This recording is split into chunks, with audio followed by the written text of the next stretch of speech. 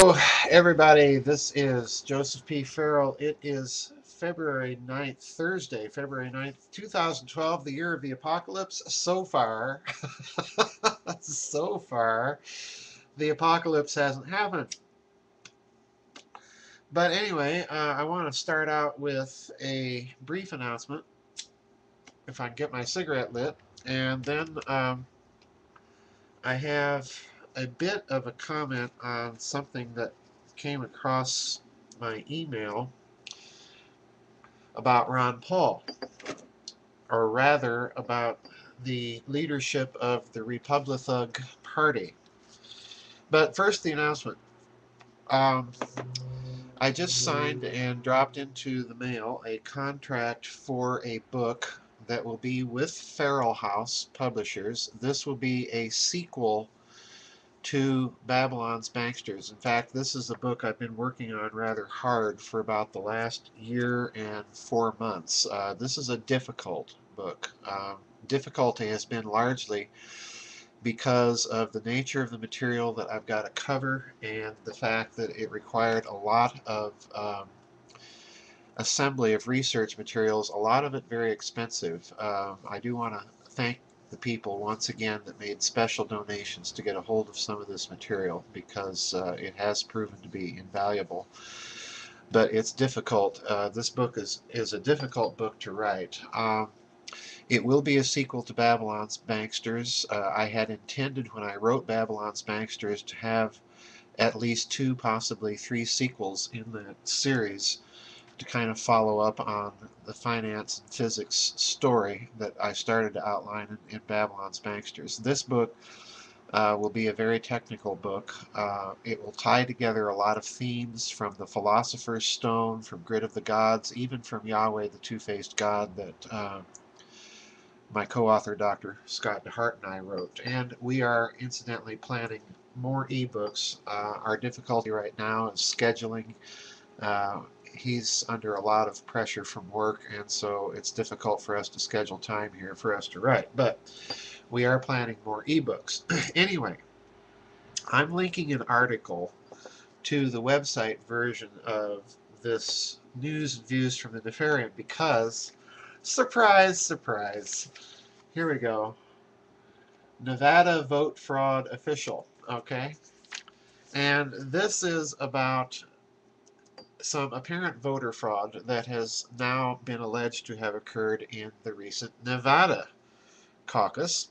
And surprise, surprise, we're told in here, and let me read briefly one paragraph in this short article, quote, very similar to circumstances that played out in Iowa, and then it lists a link, just weeks ago, also forcing a state GOP official there to recently submit his own resignation, another link.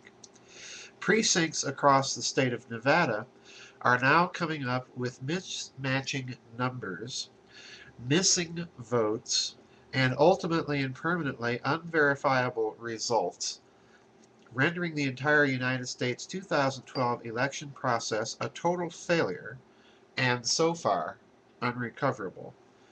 Unquote.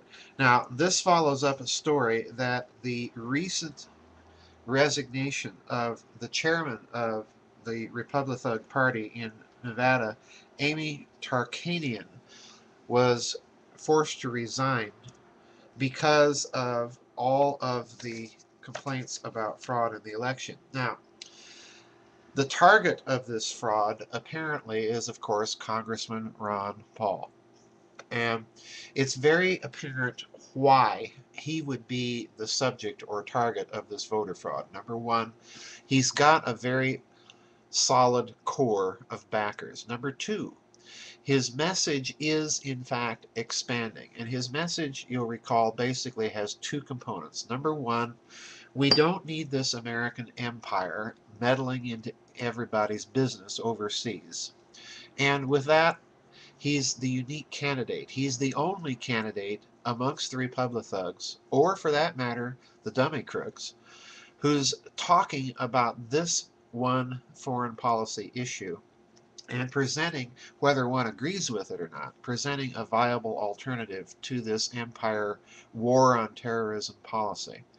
So that's problem number one. He does not represent the foreign policy views of the establishment, those corporations and military industrial complex and so on and so forth that have been pushing the American empire ever since the end of World War II. So Ron Paul represents a challenge to that. Number two, of course, Ron Paul, as everyone knows, is the one candidate who has been consistently making an issue over who really has the constitutional authority to issue money. Is it a private central bank like the Federal Reserve, or is it the U.S. government itself? Well, constitutionally, it's the U.S. government itself.